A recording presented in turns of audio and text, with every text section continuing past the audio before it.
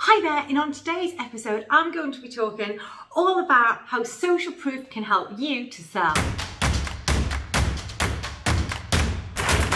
So in this day and age, let's be honest, we are all about social proof. On Amazon, we're checking out the reviews. If we're going on holiday, we're on TripAdvisor. We ask our friends for recommendations and we check out what people are saying about businesses on their Facebook pages.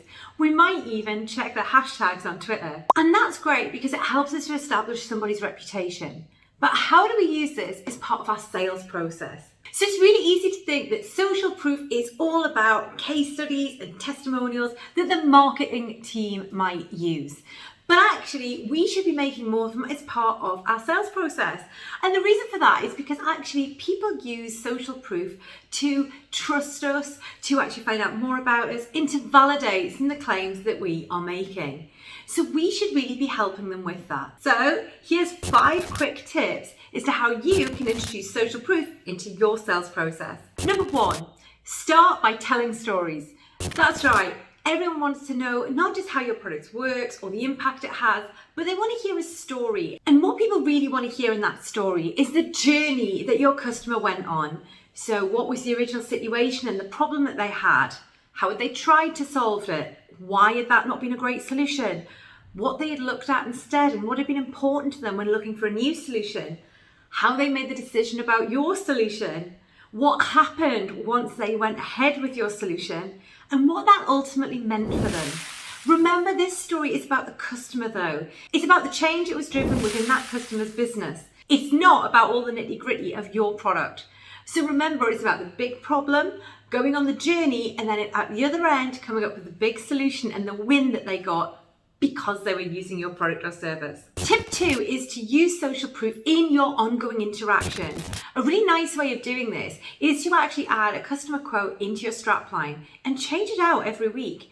That means that any time that you're following up with a customer or confirming a meeting or anything like that, they're actually seeing a new quote and a new testimonial from your customer.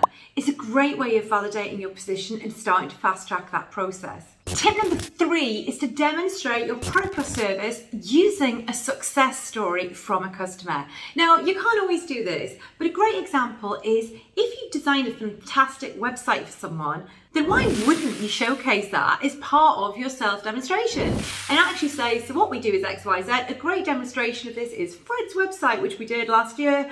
What you can see we did here is A, B, C, and I think something similar would be a great fit for you, Mr. Customer. Tip number 4 is to use personalized examples. Now, what I mean by that is if you're talking to somebody in the telecoms industry, then utilize examples from the telecoms industry. If you're talking to someone from retail, then use retail examples. It sounds really simple, but it's really easy for us to end up in a one-size-fits-all. And especially when you're putting together a proposal, it's a lovely idea to include some testimonials or quotes from that type of customer. So think about personalizing the social proof that you're offering. Tip number 5 is my favorite because it shows complete faith, trust, and confidence in the amazing product or service that you deliver. And that's to say, would you like to speak to some of my customers? There's a few people who I know would be more than happy to talk to you and share how they found the experience of working with us. What's really nice about this is that's allowing one of your prospects to talk to one of your customers.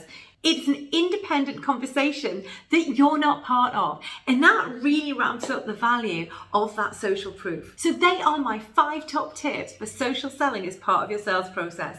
I'd love to hear how this works for you. So drop me a comment, and until next time, just remember to be sales-tastic.